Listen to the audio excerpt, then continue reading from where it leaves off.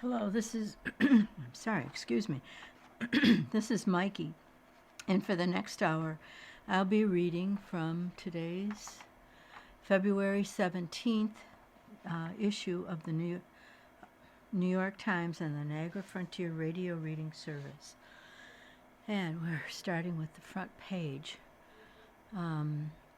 Despite Epstein's toxicity, Steve Bannon stood by him, texts indicate. Let's see. I'll just hop right on the front page here. Mid-afternoon, excuse me, had a frog. In late June 2019, Stephen K. Bannon sent Jeffrey Epstein an excited series of texts. Dude, he wrote, is this real? Tell me this is real. Mr. Epstein had just texted him a headline from the Miami Herald. It reported that victims of Mr. Epstein's sexual abuse had lost a court battle to nullify a decades-old agreement that protected him from prosecution for those crimes. Off and on for months, Mr. Bannon, a leader in the MAGA movement and a former top aide to President Trump, had been advising Mr. Epstein on how to handle resurrected allegations that he was a serial pedophile. Mr. Bannon recommended which lawyers to hire, his own, when to lie low, and when he should jump on an opening to push his narrative. He scheduled what the two men called, quote, media training. First, we need to push back on the lies, then crush the pedo/trafficking narrative, then rebuild your image as a philanthropist. Mr. Bannon wrote to Mr. Epstein in April of 2019. That was 5 months after a Miami Herald series exposed how prosecutors had ignored the evidence of Mr. Epstein's crimes. The 3 million pages of Epstein-related documents released by the Justice Department on January 30th revealed for the first time the extent of Mr. Bannon's efforts to advise Mr. Epstein when many of his friends were abandoning him. In the 6 months before Mr. Epstein was arrested and charged with the sex trafficking of minors in July 2019, Mr. Bannon's name appears nearly every day in the files, often because the two men exchanged texts. In a statement to the New York Times, Mr. Bannon said his relationship with Mr. Epstein was strictly professional. I'm a filmmaker and a TV host with decades of experience interviewing controversial figures, he said. That's the only lens through which these private communications should be viewed. A documentary filmmaker working over a period of time to secure 50 hours of interviews from a reclusive subject, unquote. He said the film would fully expose Mr. Epstein and, quote, destroy the very myths he created, unquote. A spokesman said Mr. Bannon planned to release the film, now 6 years in the making, later this year. Mr. Bannon is one of the biggest political names to be caught up in the latest chapter of the Epstein scandal. Mr. Bannon is a headline speaker at major Republican political events and hosts one of the nation's top political podcasts. Like many other prominent members of the MAGA movement, he has called for the release of the files pertaining to Mr. Epstein. A torrent of text and email exchanges show that after Mr. Bannon and Mr. Epstein met in late 2017, Mr. Bannon promised to help Mr. Epstein rehabilitate his reputation. As Mr. Epstein's legal troubles mounted in 2019, Mr. Bannon strategized a defense, the documents indicate. He told Mr. Epstein several months before his arrest, quote, "We must counter rapist who traffics in female children to be raped by world's most powerful, richest men. That can't be redeemed," unquote. A spokesman for Mr. Bannon said his client sought only to ingratiate himself with Mr. Epstein for the documentary. But written communications during the year and a half before Mr. Epstein's death in custody in August of 2019 suggest that far from wary, Mr. Epstein was eager to cater to Mr. Bannon's wishes and needs. He shipped Mr. Bannon and his son Apple Watches. He offered Mr. Bannon his private jet to fly around Europe, joking, quote, "How does it feel to have the most highly paid travel agent in history?" Unquote. He proposed that Mr. Bannon get a full medical workup in Mr. Epstein's, quote, "private area," unquote, at a high-end concierge emergency clinic, telling him that, quote, "Your medical expenses from A to Z have been covered by me," unquote. Mr. Bannon's spokesman said he never saw Mr. Epstein's doctor, nor did he fly on his private jet. As Mr. Bannon promoted himself as a strategist to populist and nationalist political parties, Mr. Epstein tried to help him build connections. "Whatever you need, I'm in." That's a quote he wrote to Mr. Bannon in mid-2018. A host of prominent figures in the United States and abroad have been tarnished and toppled by the documentation of their context with Mr. Epstein, in the newly released files. Most recently, Catherine Rumler, a former top Obama lawyer, quote, resigned from Goldman Sachs after emails revealed a lengthy friendship with Mr. Epstein. Mr. Bannon, 72, has faced a string of legal troubles in recent years. The court cases partly explain why the documentary has yet to be released, his spokesman said. He served 4 months in prison in 2024 for contempt of Congress after refusing to testify before the committee investigating the January 6, 2021 attack on the Capitol. Mr. Trump's Justice Department is now seeking to wipe out that conviction. An effort to fund Mr. Trump's wall on the border with Mexico led to charges that Mr. Bannon had pocketed hundreds of thousands of dollars in funds from contributors.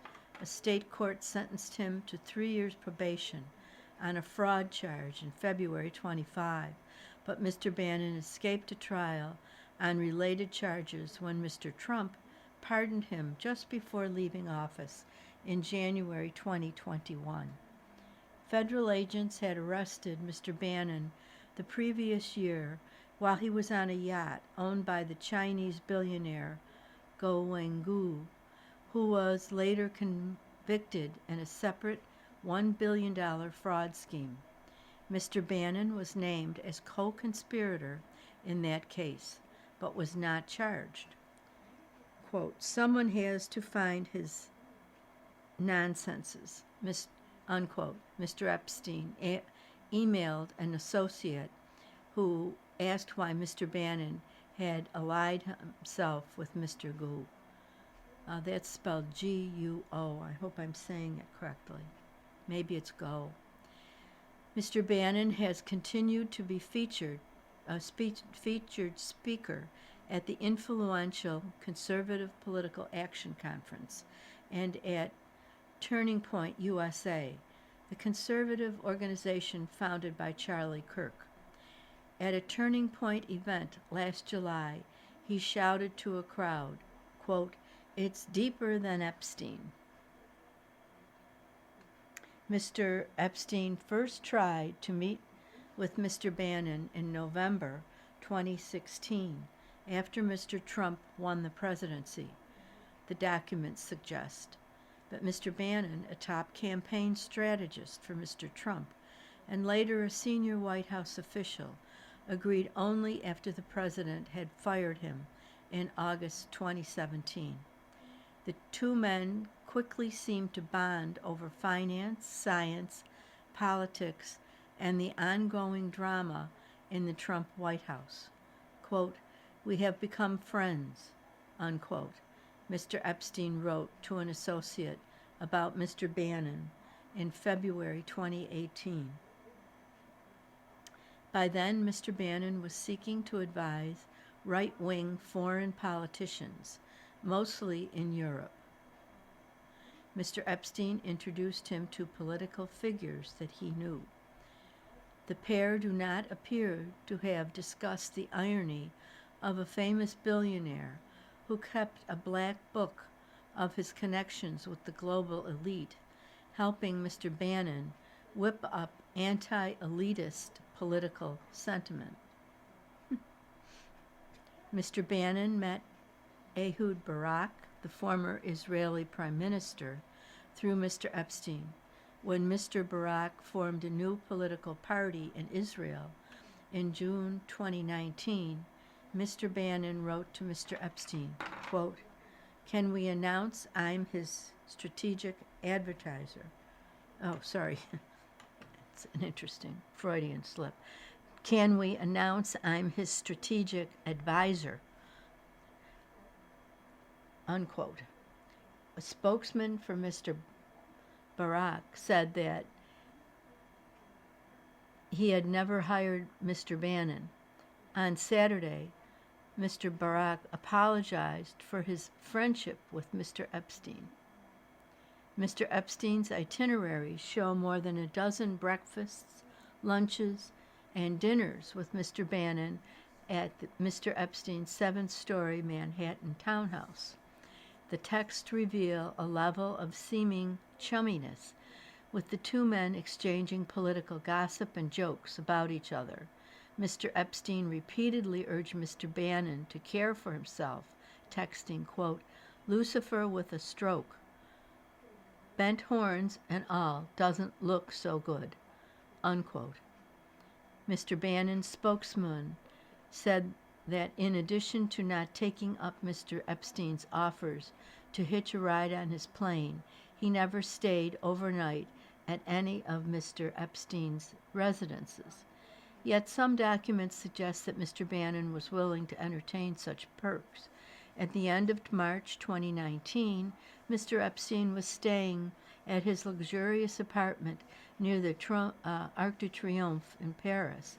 He had told his pilot that Mr. Bannon would be flying back to New York with him on April 2nd. Mr. Bannon texted him on March 29th from Rome. "Is it possible to get your plane here to collect me?" Mr. Epstein replied that the plane was unavailable, but offered to pay for a charter flight. 2 days later, Mr. Bannon wrote that he was flying to Paris that evening and asked, "I'm staying with you tonight?" unquote. "Yes, stay," Mr. Epstein replied. "En route," Mr. Bannon texted a few hours later. The next morning, Mr. Epstein wrote to an associate, quote, "Steve Bannon is here with me," unquote. Mr. Bannon's spokesman said Mr. Bannon decided to stay in a hotel that he had already booked, but said Mr. Bannon declined to provide a receipt to the Times. Mr. Bannon's spokesman said that he conducted about 12 hours of interviews with Mr. Epstein for the documentary, but for reasons that remain unclear, the newly released files contain only 2 hours of interviews. In those segments, shot at Mr. Epstein's Grand Library in New York, Mr. Bannon asked Mr. Epstein whether he had reflected upon how he ended up behind bars in 2008. "No," Mr. Epstein replied, quote, I would just say how strange that this happened, unquote. Mr. Bannon did not ask Mr. Epstein directly about his treatment of women, although Mr. Epstein acknowledged to him that he had been classified as a sexual predator. His spokesman said Mr. Bannon did not get deeper into that topic in 12 hours of interviews, but planned to address it later on.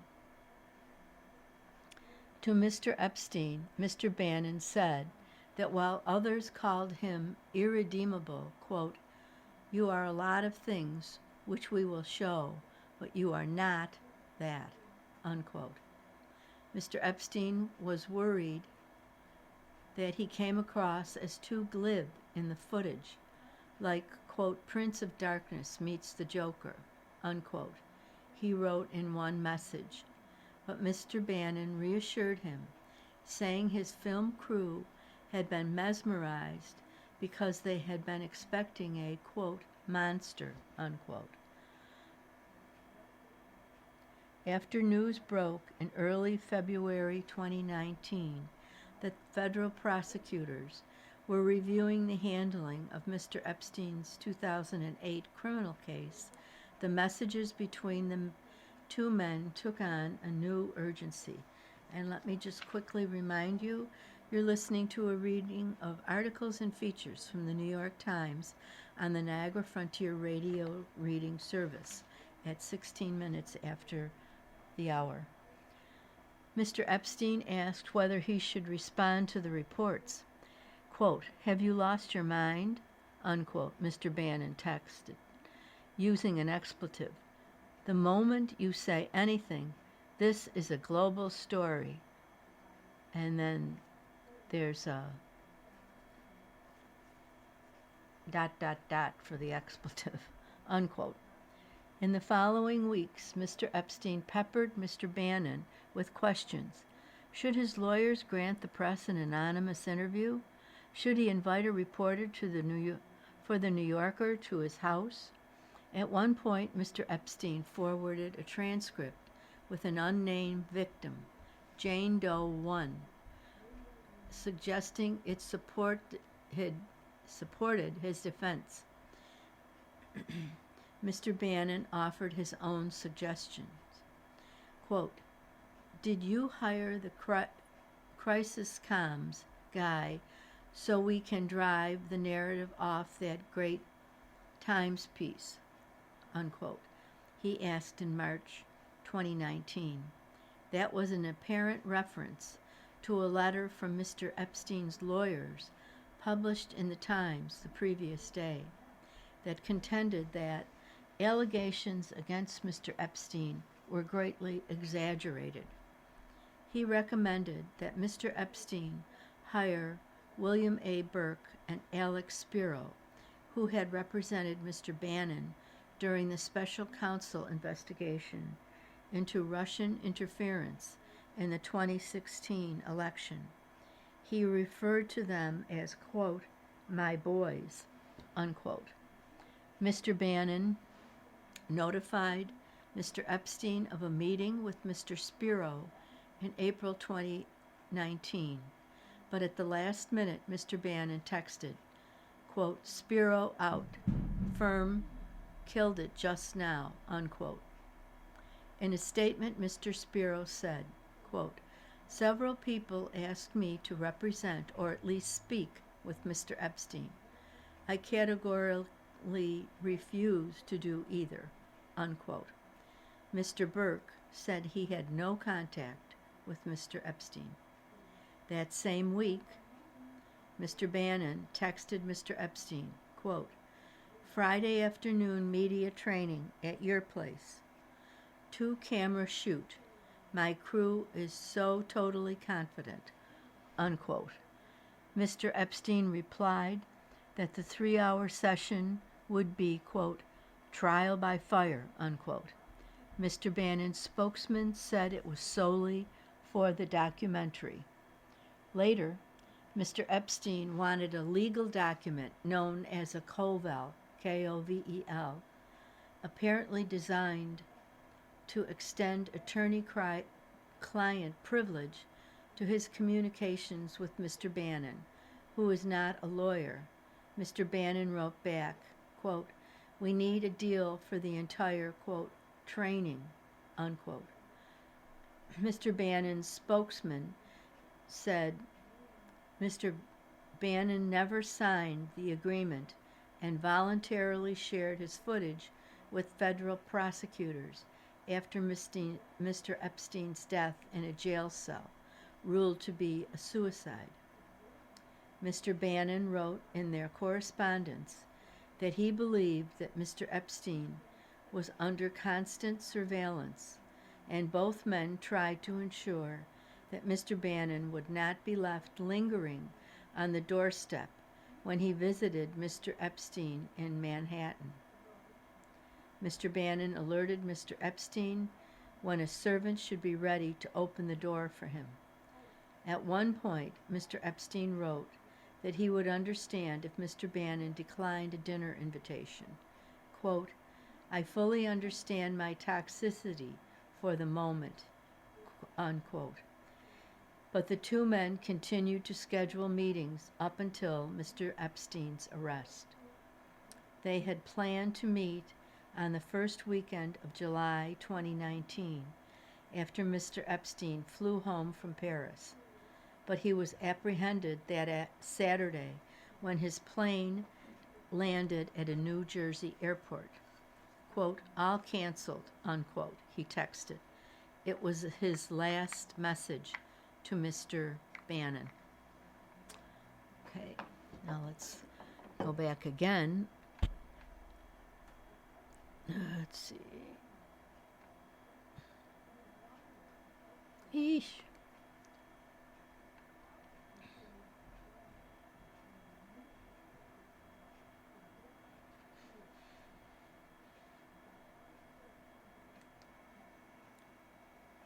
Now we'll go back to the front page and search another article.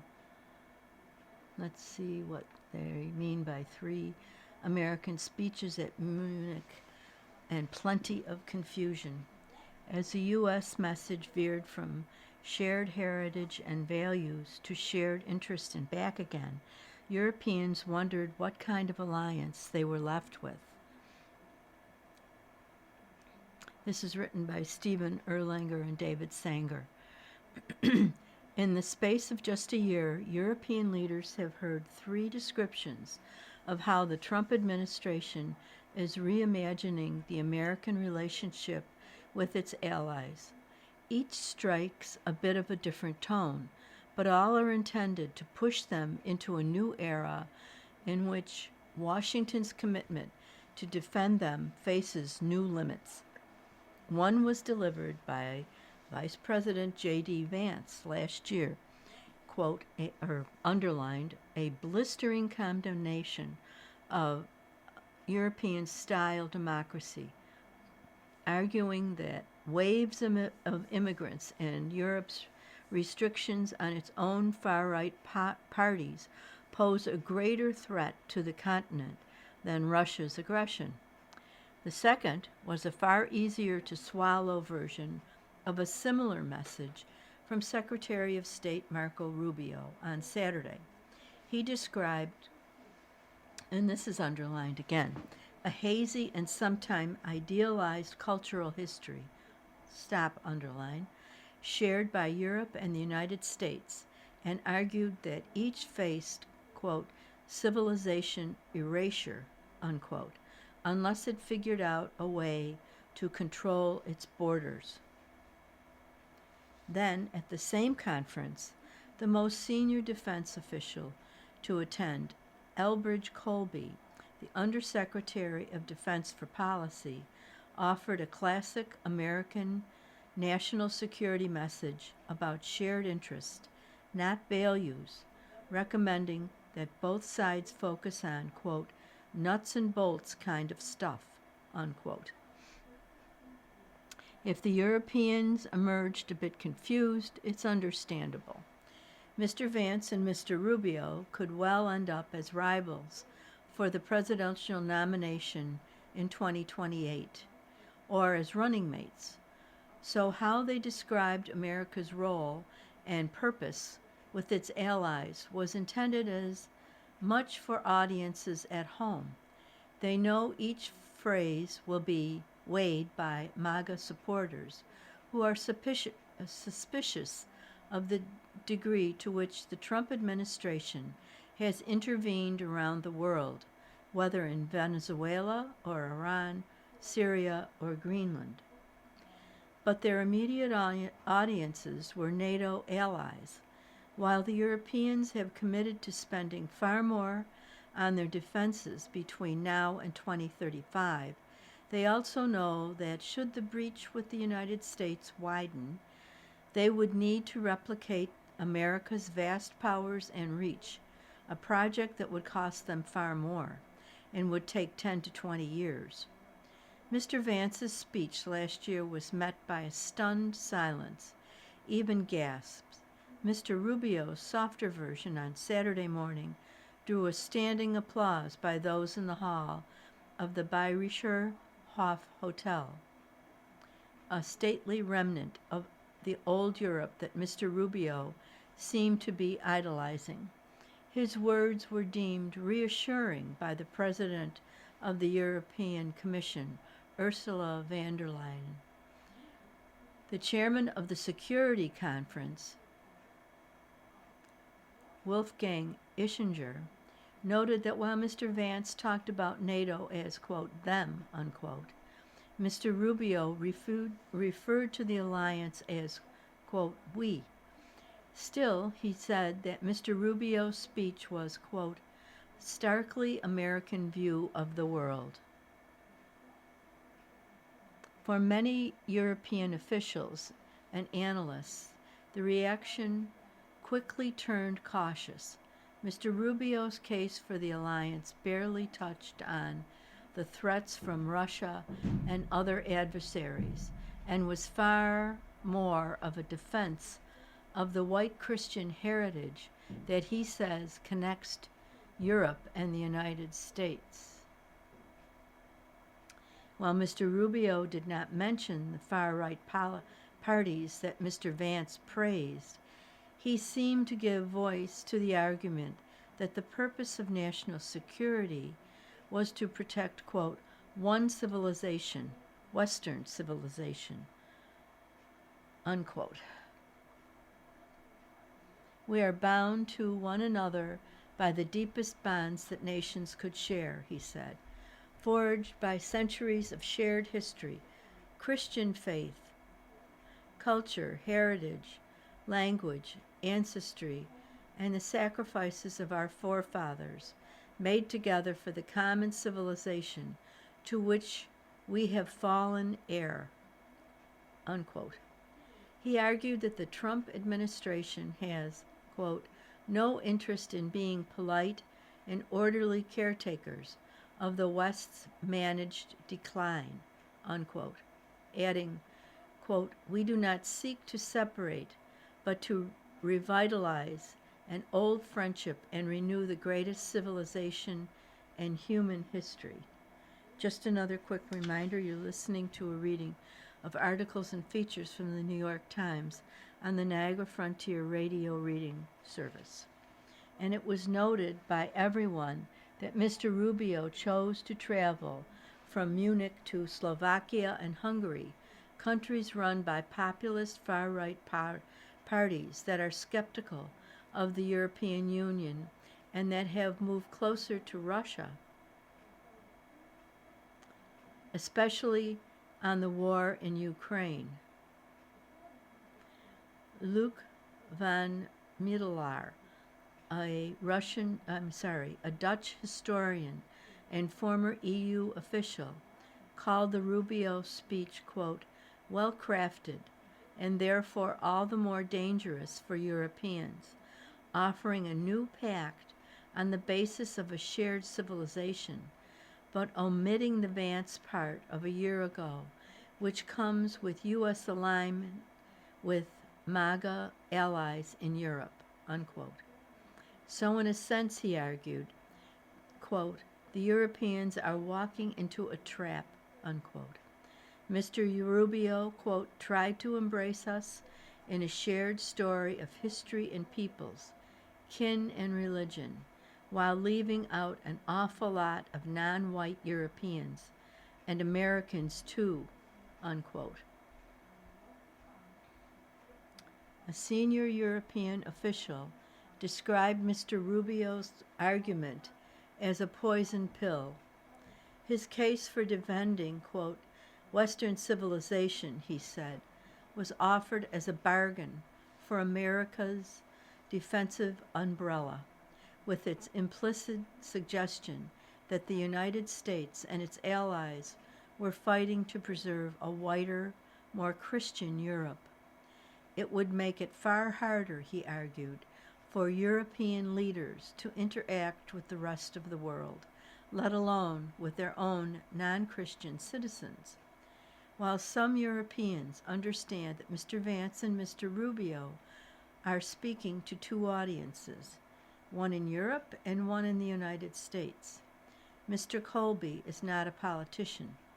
He is a conservative defense scholar who finds himself cast in the role of explaining a Trump national security strategy that is shifting each week. He spoke of, quote, common sense and flexible realism, unquote, dismissing talk of shared values as, quote, hosannas or shibboleths, unquote. From, quote, our part of the political spectrum, I'm not sure that's true, unquote.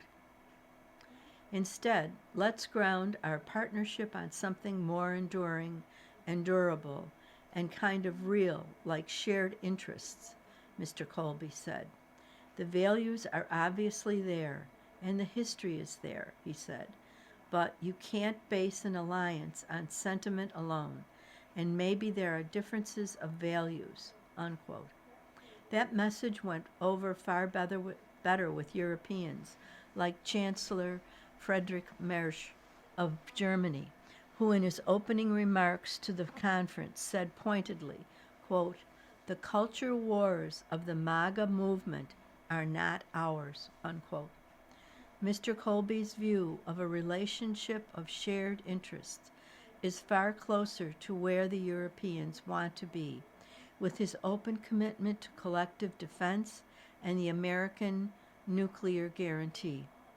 Mr. Colby insisted that over time Europe would have to defend itself in any conventional war, noting that America's presence at the core of NATO is integral to ensure that conventional conflict does not escalate to a nuclear one.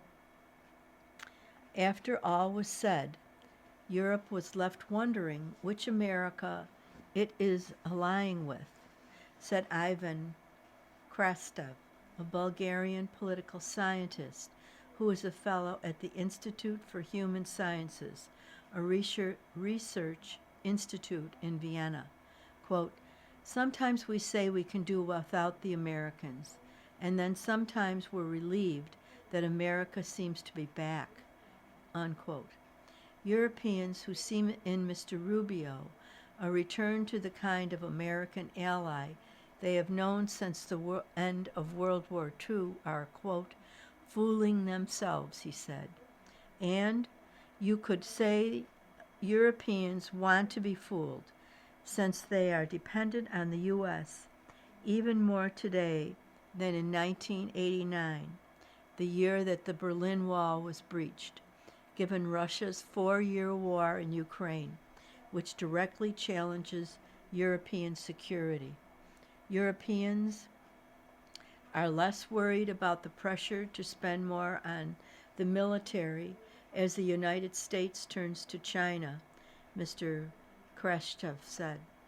What Europeans are most worried about is that this administration became highly ideological, he said. What is new is the readiness of the U.S. to enter European domestic politics. And what's interesting is not that Rubio said here, what Rubio said here, but where he goes from here to Slovakia and Hungary. Okay. Let me get back to the front page and we'll see what else is going on.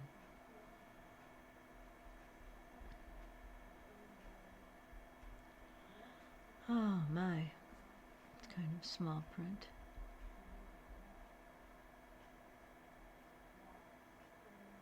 Let's see. If this works out. What we're looking at is Kansan's rally behind mayor facing deportation. Well, let's see. I'm going to go back to the front page because we didn't get the article. We just got something else.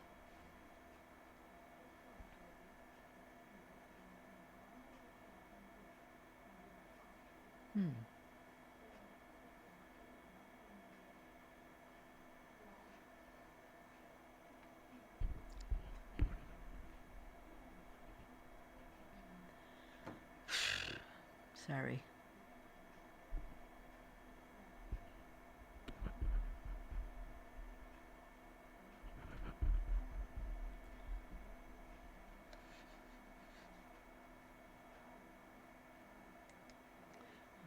Sorry for the delay.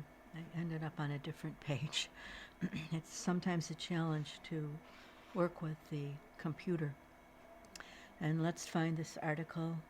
Jesse Jackson, charismatic champion of civil rights, dies at 84. An impassioned orator, he was a moral and political force forming a, quote, rainbow coalition, unquote, of poor and working class people and seeking the presidency. His mission, he said, was, quote, to transform the mind of America. The Reverend Jesse Jackson, whose impassioned oratory and populist version of a, quote, rainbow coalition, unquote, of the poor and forgotten made him the nation's most influential black figure in the years between the civil rights crusades of the Reverend Dr. Martin Luther King Jr. and the election of Barack Obama, died on Tuesday. He was 84. The death was confirmed by his family in a statement which said that Mr. Jackson, quote, died peacefully, unquote, but did not give any cause or say where he died. Mr. Jackson was hospitalized in November for treatment of a rare and particularly severe neurodegenerative condition, progressive supranuclear palsy. According to the advocacy organization he founded, the Rainbow Push Coalition. In 2017, he announced that he had Parkinson's disease, which is in its early stages can produce similar effects on bodily movement and speech. Mr. Jackson picked up the mantle of Dr. King after his assassination in 1968 and ran for president twice, long before Mr. Obama's election in 2008, but he never achieved either the commanding moral stature of Dr. King or the ultimate political triumph of Mr. Obama. Instead, though, the power of his language and his preternatural energy and ambition, through that, he became a moral and political force in a racially ambiguous era when Jim Crow was still a vivid memory and black political power was more an aspiration than a reality. With his gospel of seeking common ground, his pleas to, quote, keep hope alive, unquote, and his demands for respect for those seldom accorded it, Mr. Jackson, particularly in his galvanizing speeches at the Democratic conventions in 1984 and 1988, enunciated a progressive vision that defined the soul of the Democratic Party, if not necessarily its policies, in the last decades of the 20th century. It was a vision animated by the civil rights era, in which an inclusive coalition of people of color and others who had been at the periphery of American life would now move to the forefront and transform it. My constituency is the desperate, the damned, the disinherited, the disrespected, and the despised, Mr. Jackson said in the rolling cadences of the pulpit at the 1984 Democratic National Convention in San Francisco. Quote, "They are restless and seek relief," unquote. His transcendent rhetoric was inseparable from an imperfect human being whose ego, instinct for self-promotion, and personal failings were a source of unending irritation to many friends and admirers and targets for derision by many critics. Mr. Jackson, the writer and social commentator Stanley Crouch once said, quote, "will be forever doomed by his determination to mythologize his life," unquote. Still, he offered an expansive vision of American opportunity that admirers say helped change the nation's landscape of possibility. And his ideas of a multiracial coalition empowered by an activist government to confront rampant inequality in American life remains central to the progressive wing of the Democratic Party and has inspired groups like Black Lives Matter. A son of Greenville, nothing about Mr. Jackson was simple, starting with his upbringing. He was born Jesse Louis Burns on October 8th in 1941 in Greenville, South Carolina. His mother, Helen Burns, was 16 at the time, a high school majorette renowned in town for her coloratura soprano singing voice. His father, Noah Lewis Robinson, was a handsome, imposing 33-year-old former boxer who lived next door, married to another woman. That he was not involved in his son rearing was a source of humiliation for Jackson as he grew up in his small, segregated black community. In 1943, his mother married Charles Jackson, whom she had met while he was a shoeshine attendant at a barber shop before he joined the Army. Mr. Jackson did not adopt Jesse until 14 years later, when the couple had a son of their own. Jesse was sent to live with his maternal grandmother in a shotgun shack around the corner. Rejected by his father and not fully embraced by his stepfather, he was taunted by other children, all while learning the racist caste system of the segregated South. Years later, he recalled the 2 water fountains at Clausen's Bakery, where he worked on Saturday mornings, and the first time his mother led him to the back of the bus. At the same time, he stood out for his energy, intelligence, and athleticism. He was an uncommonly nervy little fellow, never abashed at all. Vivian Taylor, a high school English teacher in Greenville, told Marshall Frady for his sprawling 1996 biography, Jesse, The Life and Pilgrimage of Jesse Jackson. She added, he thought a whole lot of himself right off the bat. And another friend, Leroy Greggs, told Mr. Frady he could talk a hole through a billy goat. After graduating from high school in 1959, Mr. Jackson enrolled at the University of Illinois Urbana-Champaign on a football scholarship, an opportunity that allowed him to escape Jim Crow for the first time. He soon experienced what he later described wryly as, quote, the legendary liberalism of the North.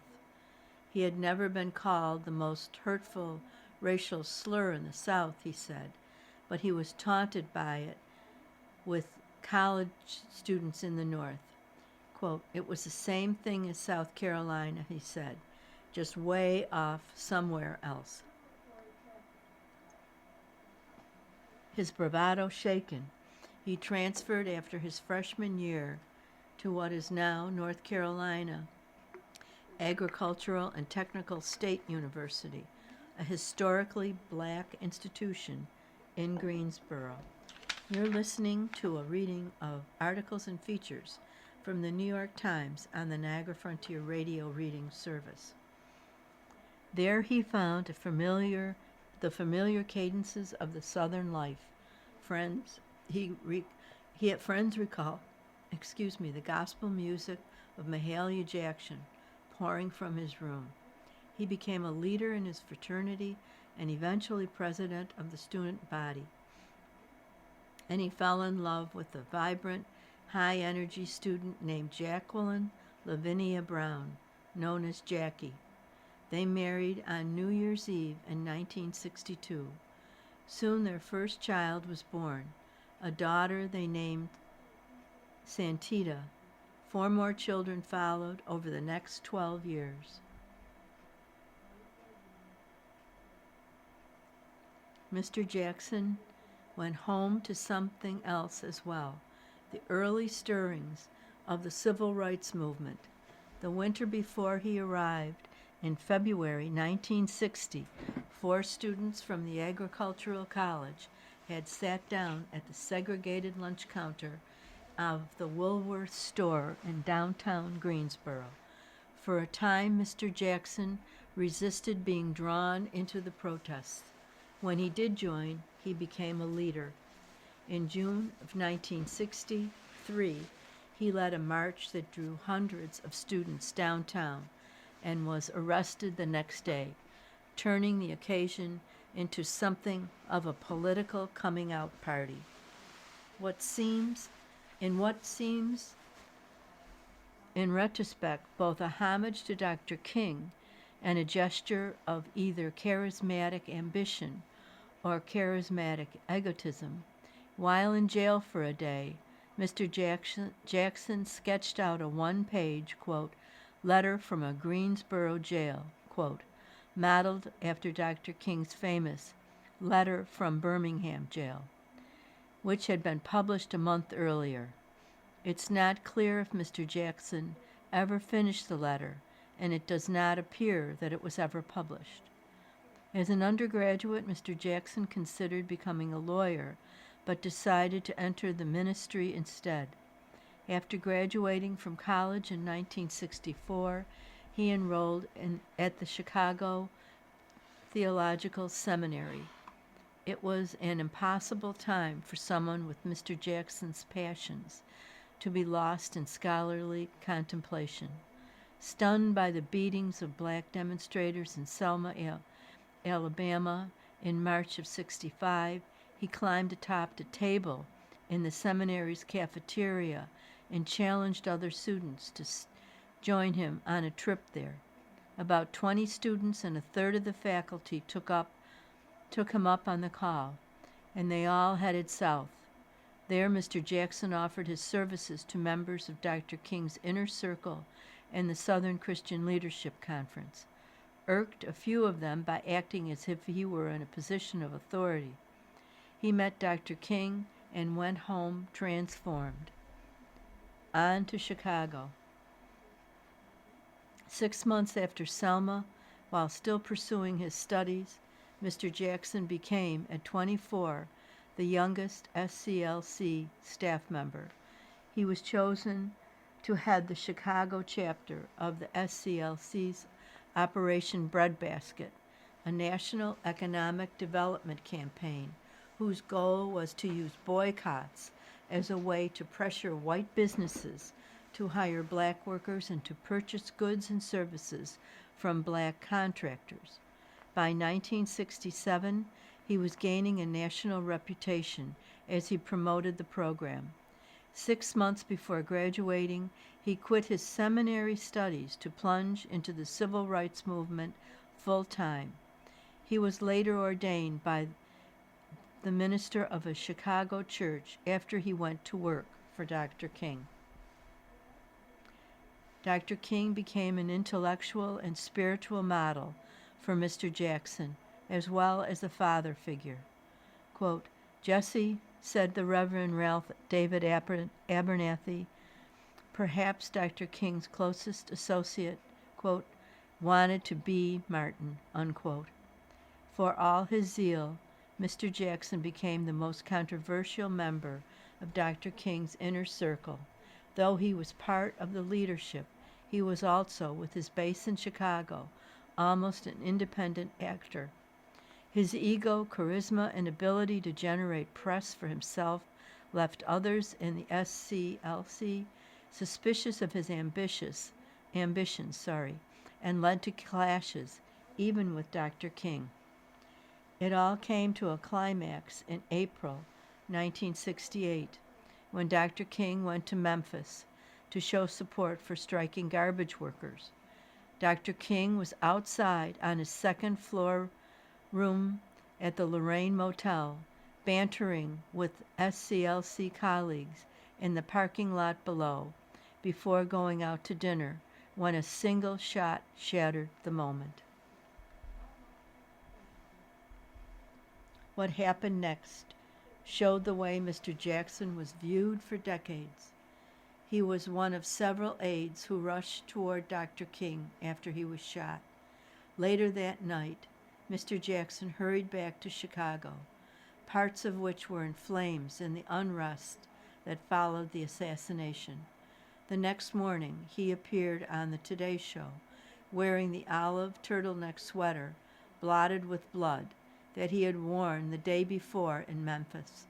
At a memorial convocation of the Chicago City Council that day, he declared, quote, "I come here today with a heavy heart because on my chest is the stain of blood from Dr. King's head." He added, "He went through, literally, a crucifixion. I was there, and I'll be there for the resurrection," unquote. At least once publicly, he indicated that he was the last person to speak with Dr. King and that he held his bloodied head as Dr. King lay dying. Others who were there said it never happened. Mr. Jackson's account changed over time, from cradling Dr. King's head to reaching toward it. If Mr. Jackson had been a figure of suspicion before, he became an object of outrage after Dr. King's death. Some in Dr. King's inner circle, including his eventual successor, Mr. Abernathy, and Hosea Williams, both of whom rushed to Dr. King when he was shot, questioned the accuracy of Mr. Jackson's account and resented what they saw as his calculated grab to seize the spotlight as the first mourner. Their misgivings were not misplaced. Don Rose, the political consultant who worked with Mr. Jackson, said in a recent interview that almost immediately after returning to Chicago, Mr. Jackson was making the case that his youth and energy made him the logical person to inject new life into the movement rather than the somewhat stodgy older members of Dr. King's inner circle.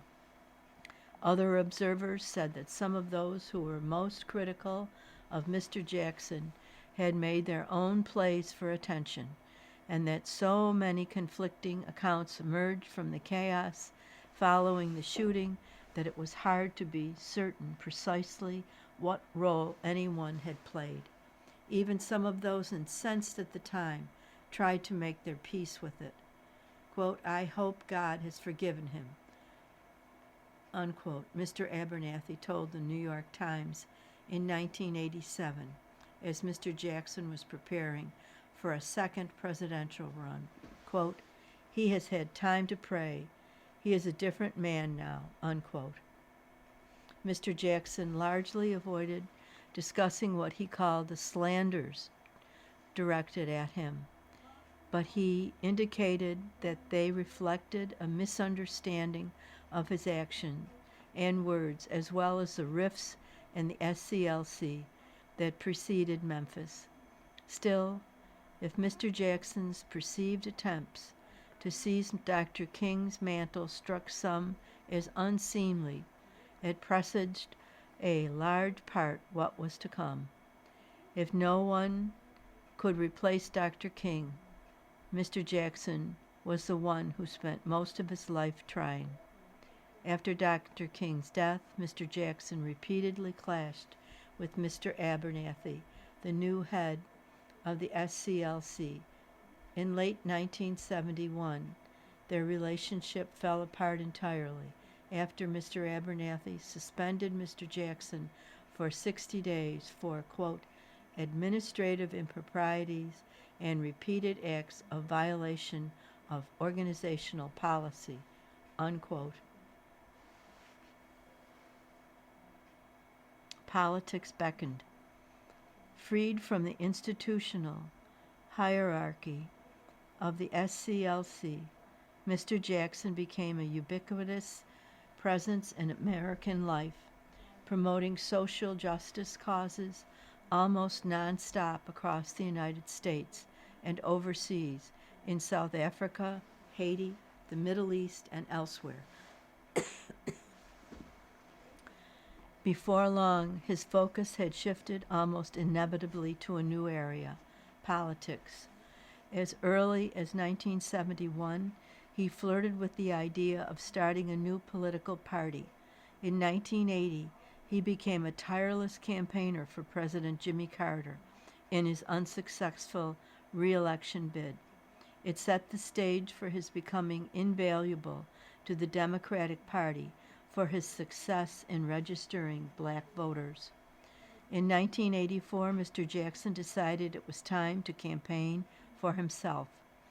As the second black candidate from a major party to run for president after Shirley Chisholm, the former congresswoman from Brooklyn, in 1972.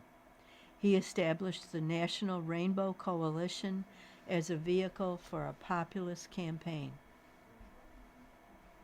That campaign illustrated the potential of an insurgent black politician and the landmines strewn in front of him. His informal globe-trotting diplomacy, particularly his prominent role in the 1984 in securing the release of Navy Lieutenant Robert O. Goodman, Jr., who was imprisoned in Lebanon after his plane was shot down, made him at once a political force and an international figure who transcended politics. So potent was his voice that his ardent promotion of the term African American to honor the origins of the descendants of enslaved people influenced the nation's very vernacular at the time. 3 weeks after launching his presidential campaign, in informal conversation with black reporters, he used the offensive terms Jaime and Jaimetown to describe the Jewish population in New York City. The words, reported 37 paragraphs deep in an analytical article in the Washington Post, set off a furor which had hung over him for years. Still fueled by black voters, particularly in the South, whom he had helped register in historic numbers, Mr. Jackson stunned many political observers with the strength he showed in the 1984 race for the Democratic presidential nomination, emerging as the first black candidate to become a serious contender in a national contest. He tried again in 1988, and this time he began as a party heavyweight. In the Super Tuesday primary on March 8th, he ran first or second in 16 of the 21 primaries and caucuses. Party leaders, fearing they could not win a general election with an assertively left-wing left-wing black presidential candidate desperately looked for an alternative. In the end, Michael Dukakis of Massachusetts won the nomination. Let's see. This isn't. Let me see.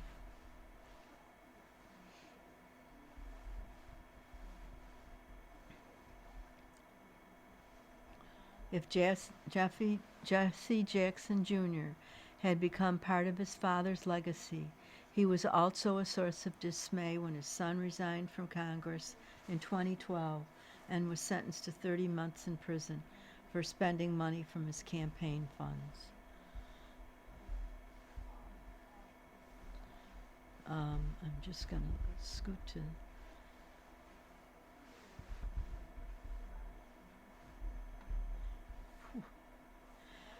You've been listening to a reading of articles and features from the February 17th issue of the New York Times. Your reader has been Mikey. I apologize for any stuttering around. Thank you very much for listening.